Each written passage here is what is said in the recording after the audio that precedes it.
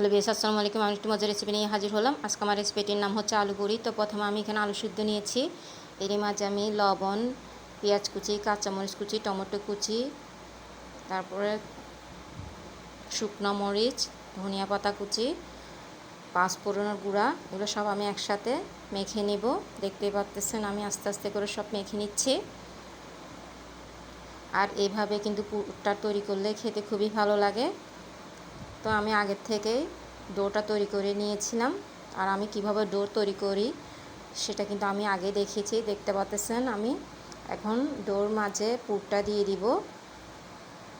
আর এইভাবেই কিন্তু পুরগুলো ভর্তি করে নিতে হবে।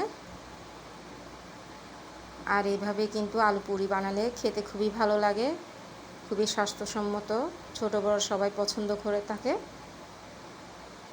আশা করি আপনাদেরও সবার ভালো লাগবে। এভাবে একবার হলো অবশ্যই তৈরি করে দেখবেন।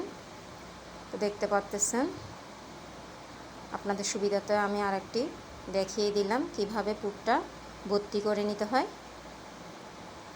দেখতে পাচ্ছেন, এগুলোকে আমি আলতোভাবে বেলে নিব, বেশি চাপ দেওয়া যাবে না।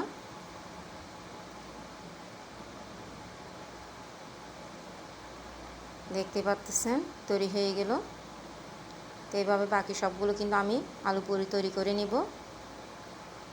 তো কিছু ফ্রোজেন করেও রেখে দিব, আর কিছু ভেজে নিব।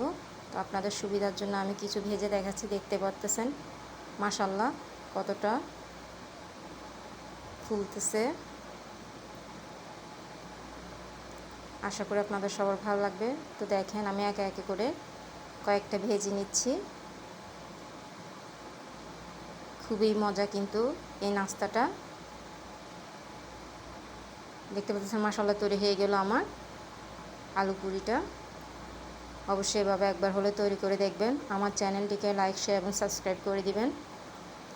তো এই নাস্তাটা কিন্তু বিকালে নাস্তা হিসাবেও খাওয়া যায়। সকাল 10টা বাজেও আমরা যে নাস্তাটা করে থাকি হালকাভাবে, সেটার মাঝেও কিন্তু খাওয়া যেতে পারে। আশা করি আপনাদের সবার ভালো লাগবে। তো দেখতে পাচ্ছেন কতটা লোভনীয় দেখাচ্ছে। তো দেখার জন্য সবাইকে ধন্যবাদ।